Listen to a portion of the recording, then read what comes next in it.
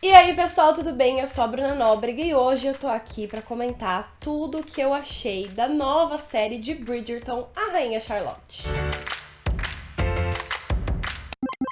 Rainha Charlotte chegou à Netflix nesta quinta-feira, dia 4 de maio, depois de muita espera. O spin-off de Bridgerton finalmente estreou. Eu já tinha vários vídeos aqui comentando no canal, né, sobre essas expectativas, sobre o que a gente ia ver na série. E eu tive a oportunidade de assistir um pouquinho antes da estreia. E olha, foi incrível. Eu tive uma experiência maravilhosa. Eu ouso dizer já no começo deste vídeo que é o melhor trabalho de Bridgerton até aqui. Eu acho que a história é mais redondinha do que as duas temporadas que a gente teve até agora e fornece mais coisa do que a gente tava esperando. Então eu fiquei muito surpresa positivamente com essa série e, enfim, quero que muitas pessoas assistam também. Mas como esse vídeo já vem na estreia, como a série já está disponível, eu decidi fazer uma análise aqui com spoilers para comentar tudo que eu gostei sobre a história individual de cada personagem, sobre como eles conectaram o presente com o passado e como foi feito tudo isso. E eu achei que dava para comentar melhor com spoilers então. Então já fica o aviso aqui, caso você ainda não tenha assistido, para assistir por sua conta e risco, ou esperar pra assistir depois de ter terminado essa minissérie, infelizmente, que só tem 6 episódios, eu queria que tivesse muito mais. Mas se você já gosta do assunto, gostou do vídeo, não esquece de deixar o seu like pro YouTube entender que é um conteúdo legal e mandar pra mais pessoas. E também se inscrever no meu canal, eu falo muito sobre séries teen por aqui, tem muito conteúdo de Bridgerton, também de séries e filmes em geral. Você com certeza vai encontrar algo que você gosta.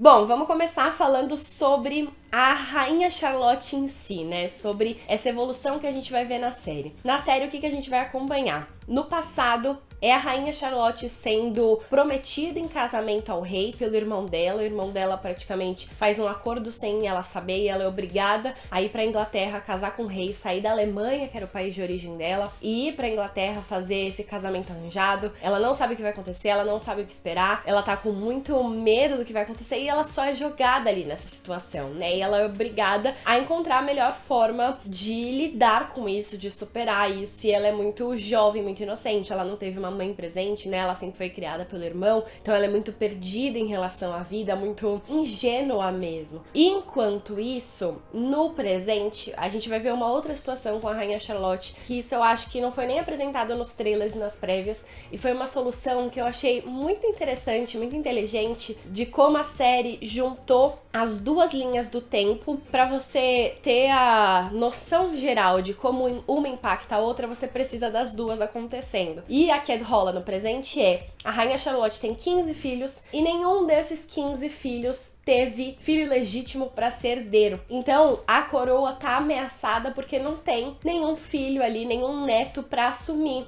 depois que, enfim, a linhagem continuar. Então tá todo mundo ali muito desesperado, tá muito tenso, porque precisa ter um herdeiro e a rainha vai ficando aflita. E aí a rainha decide se intrometer na vida dos filhos pra falar: não, vocês vão ter sim. E aí ela decide, enfim, casamento arranjado, decide cortar algumas coisas deles, obrigar eles a terem mais responsabilidade. E ao mesmo tempo ela vai entendendo por que os filhos não tiveram filhos até agora, né? E tem muito a ver com a jornada dela ter ficado tão dependente do marido ao longo de tanto tempo e se sentido muito sozinha, e os filhos não tiveram coragem de sair de casa pra não deixar a mãe sozinha. Ao mesmo tempo, ela nunca tratou eles com amor e com afeto, sempre foi uma coisa muito mais, eles falam, né, você era a rainha, você nunca foi mãe, você foi a nossa rainha o tempo inteiro. E aí eles nunca tiveram esse afeto mais próximo, né? Sempre foi uma coisa de dever, de obrigação. Então ninguém queria meio que assumir isso. Então é muito interessante. E aí, obviamente, tudo vai pro passado, né? Como foi essa relação dela com o rei, que era pra ser um casamento arranjado,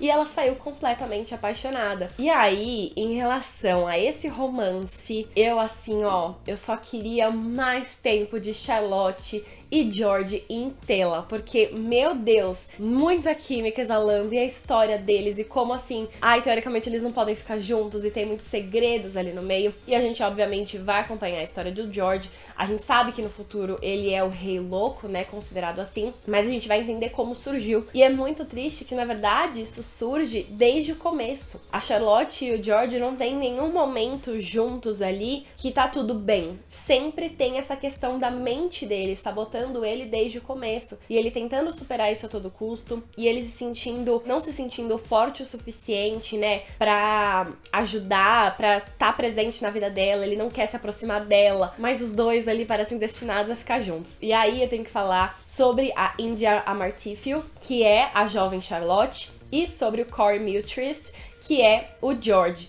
Os dois, assim, eu gostei muito da atuação deles. A India é bizarro o quanto ela é parecida com a Golda Rosheuvel, que é a Charlotte, né, que a gente já conhece, a Rainha Charlotte que a gente já conhece. As duas têm trejeitos iguais, além de aparecer fisicamente mesmo, mas o modo como elas falam, como elas atuam, ficou incrível. É praticamente uma evolução mesmo. Eu achei que essa escolha de elenco foi perfeita. E a Indy é muito boa em todos os momentos, né? Ela tem momentos ali de insolência, de ser um pouco rebelde, de fazer o que ela quer, mas ao mesmo tempo também de muito sofrimento, muito drama, muita solidão, e eu acho que ela traz tudo isso. E o Corey, o meu pensamento assistindo foi como ele pode ser tão fácil ali, como ele pode mudar tão fácil de ser um galã que você olha e você fala, meu Deus, que cara gato, né? Que sorte a dela ter encontrado um casamento arranjado com um cara tão gato, que não era assim não que acontecia as coisas. E ao mesmo tempo, nos momentos em que ele, né, cede à pressão ali, que a mente dele entra no meio e ele começa a ter esses surtos ali, ele vira outra pessoa.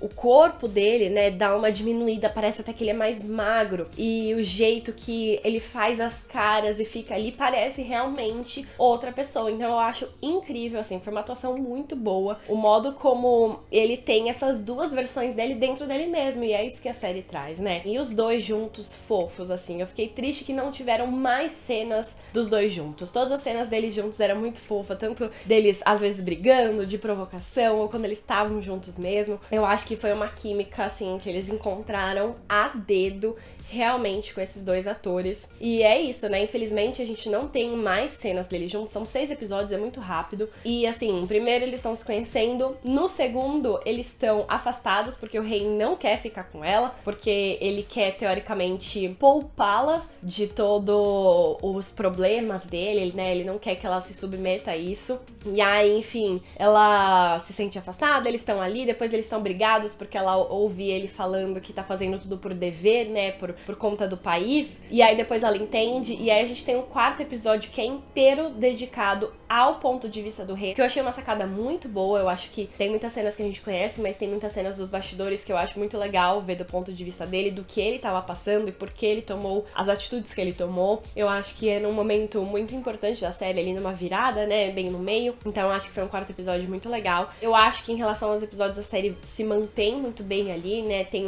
um equilíbrio muito bom de divisão entre passado e presente, e também de acontecimentos, de como a série separa ali pra todo episódio ter alguma reviravolta, ter alguma coisa importante, ter algum impacto ali. Então essa divisão de episódios fica muito boa. E toda a evolução da história da Charlotte e do rei, né, porque a gente sabe o final, mas a gente não sabe como foi o meio, como eles vão apresentando isso. Foi muito lindo de assistir, como termina também, né, que no final o rei, ela sempre se preocupa se o rei morreu, o rei morreu. Ela é casada com ele, mas ao mesmo tempo ela se sente sozinha, né, toda a vida dela, recebeu alguém pela metade, vamos dizer assim. E aí ela sempre, enfim, aparece sozinha na série, mas a gente vê que na verdade os dois continuam sempre juntos. E é ela que consegue trazer a sanidade dele em muitos momentos. Então é uma história de amor muito fofa, muito bem contada, como tudo vai se conectando ali no meio. E mesmo assim, a série oferece ainda mais, né, com as histórias dos coadjuvantes ali, começando pela história da Lady Danbury, da Agatha,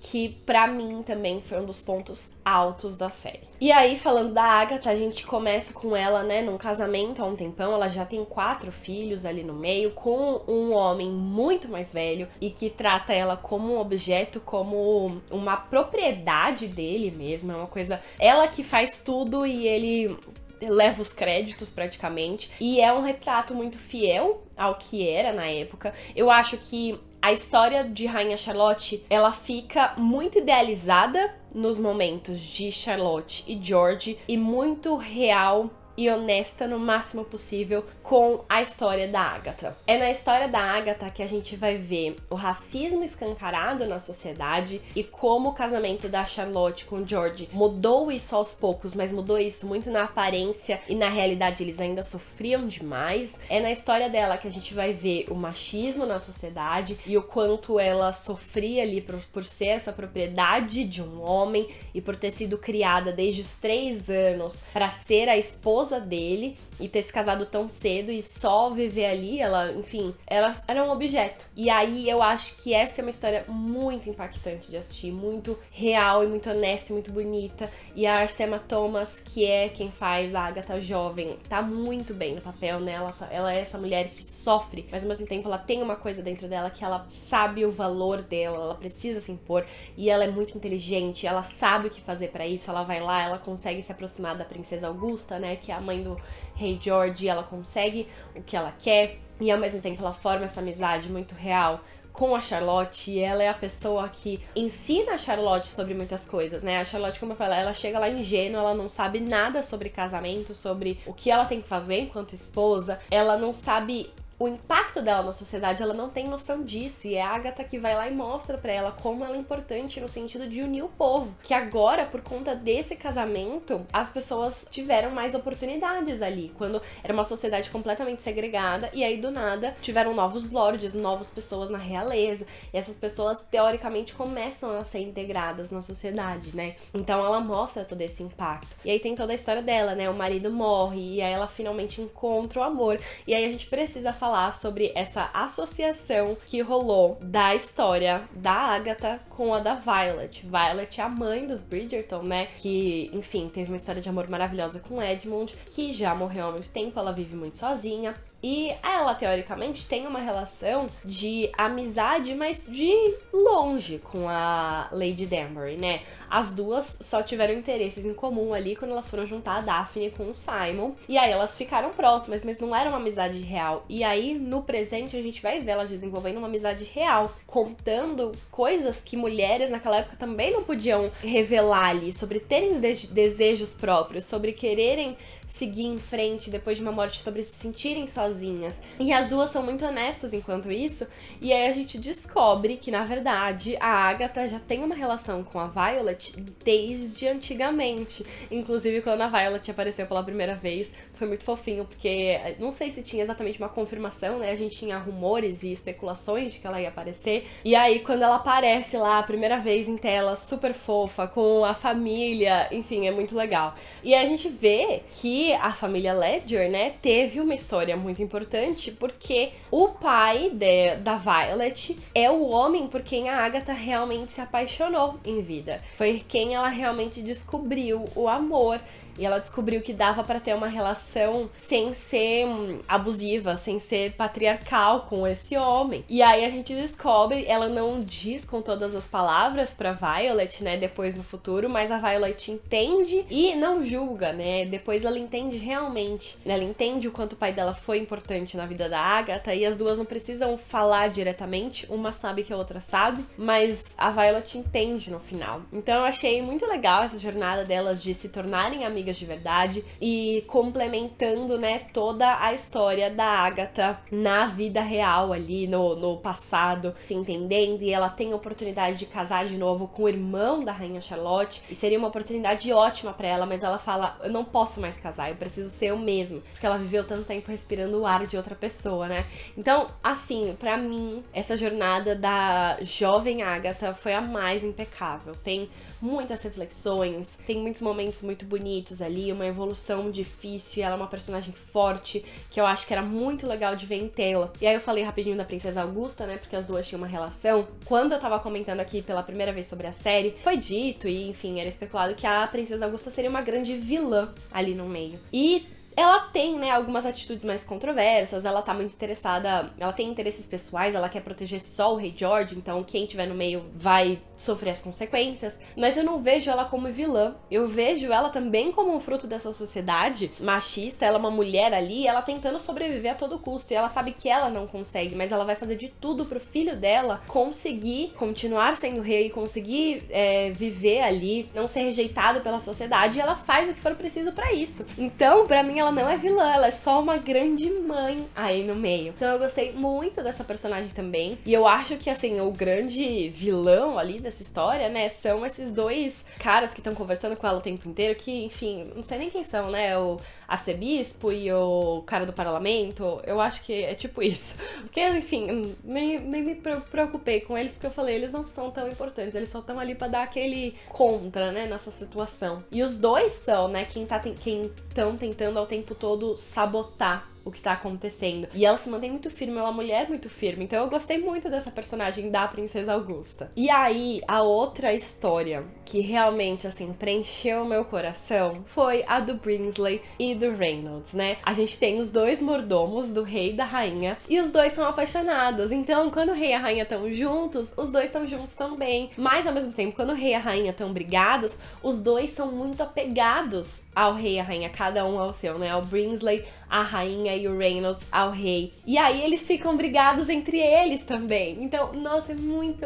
E assim, que romance fofo, né? Tinha que ser tudo escondido naquela época, mas eles tinham um relacionamento muito lindo ali, que eles queriam preservar. E ao mesmo tempo é muito... Enfim, talvez seja romantizar demais, porque eles têm um trabalho muito difícil, né? Eles têm que fazer literalmente qualquer pessoa que o rei e a rainha... Qualquer coisa que o rei e a rainha pedem. Mas é uma devoção ali, eles realmente se apegam aos dois, né? A gente vê o Brinsley defendendo a rainha sem ela nem precisar falar nada. Ele vai lá pro Reynolds e insiste, ela tá muito sozinha, você precisa fazer com que o rei faça alguma coisa por ela. E aí, ao mesmo tempo, o Reynolds vai lá e sofre com o rei, passando pelos tratamentos, né, pra essa demência que ele tá sofrendo ali. Os tratamentos da época que envolviam tortura, que envolviam amarrar ele numa cadeira e colocar um monte de rato, sanguessuga, cobra, e, enfim, colocar ele numa cadeira e esquentar embaixo pra ele pegar fogo, pra ele se queimar, que envolviam afogar ele numa banheira cheia de gelo e, tipo, levantado muito depois. Eram tratamentos horríveis que...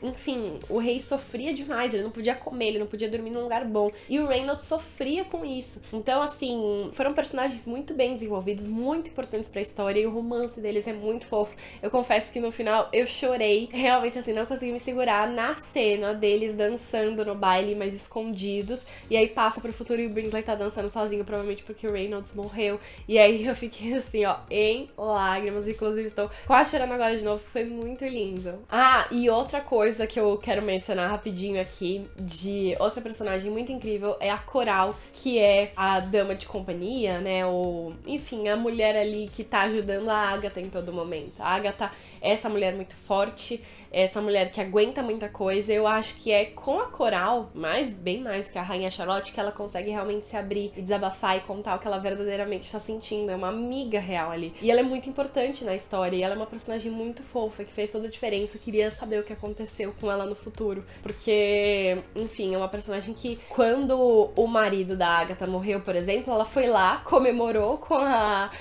Coral, e aí depois voltou pra fingir que tava devastada com a morte e tudo mais. Então, enfim, foi muito, muito bonito de assistir essa relação das duas. E eu amo que a gente tem, né, sutis referências a Bridgerton também. Quem gosta, eu acho que vai ter isso também. A gente tem a Violet contando como estão os filhos, né, contando as intrigas que a gente viu no final da segunda temporada, com a Penelope e a Eloise brigando, o Anthony de lua de mel, falando um pouco da Daphne e do Simon. Eu amo que tem essas pequenas referências. Tem também em relação, enfim, a gente tem a Lady Whistledown, que tá falando sobre os herdeiros da rainha ali. A gente tem, enfim, essas pequenas conexões e coisas até que não tem a ver com a história, mas que tem esse sentimento de Bridgerton, tipo as músicas orquestradas que a gente conhece, né? A gente tem Halo, da Beyoncé, por exemplo, I Will Always Love You, da Whitney Houston, em cenas lindas ali de dança, né? E nos momentos que o rei tá lúcido e tá completamente apaixonado pela Charlotte, eles dançam juntos, e os bailes clássicos. A gente vê como a Lady Danbury conseguiu ser responsável sempre pelo primeiro baile da temporada, que é algo que continuou depois por muito tempo. A gente vê quando ela vai parar, né, quando ela ganha a mansão da rainha, a mansão que ela continuou morando depois de por muito tempo, que a gente já vê na série. A gente vê a tradição que a rainha e o rei começaram de dar muitos bailes, né, de estar ali presentes. Então, são pequenos detalhes que eu acho que também deixam os fãs de Bridgerton preenchidos ali. E o resultado pra mim foi muito bom. Pena que foi tão rápido, mas eu acho que contou bem essa história, conseguiu ligar bem com o presente, conseguiu fazer reflexões muito importantes sobre a sociedade naquela época, mostrar o quanto a Charlotte foi importante para a inclusão racial ali dentro, né, para todos terem oportunidades melhores, e como teria sido importante se isso tivesse acontecido de verdade, porque há rumores, né, tem uma certa influência real ali no meio, porque há rumores de que a verdadeira rainha Charlotte que existiu na Inglaterra tivesse sim uma pele mais escura, não tanto talvez quanto a gente vê na série, mas mesmo assim ela foi apagada, né? Então a gente teve um momento na série em que ela tá sendo pintada e o pintor pinta a pele dela muito clara e ela fala pra deixar mais escura, e aí a princesa Augusta, aí num dos momentos mais de vilã dela, fala não, deixa mais clara. Então a ascendência, as origens dela foram apagadas na história, e há rumores de que realmente assim foram apagadas mesmo, que era pra ter ali, que teria sido muito importante se tivesse sido assumido na época, né? Mas não tiveram tanta coragem quanto aconteceu na série de realmente incluir mais membros, né? Trazer pra alta sociedade famílias que eram renegadas antes. Então, traz muitas reflexões nesse sentido que eu achei muito importantes. E a história é redondinha, é linda, tem romance, tem drama, tem conexões ali, referências históricas, referências da série. Eu acho que foi perfeita mesmo, assim, eu fiquei muito feliz assistindo. Mas é isso. E você? Já assistiu a série? O que você achou? Você tem essas mesmas reflexões que eu? Pensou em algo diferente? Comenta aqui pra gente continuar conversando. Manda esse vídeo pra alguém que já assistiu a série também e que você quer conversar sobre algum desses assuntos. Não esquece de deixar o seu like no vídeo, se inscrever no canal e ativar o sininho pra receber notificação sempre que eu postar conteúdos novos. A gente se vê no próximo vídeo. Beijos!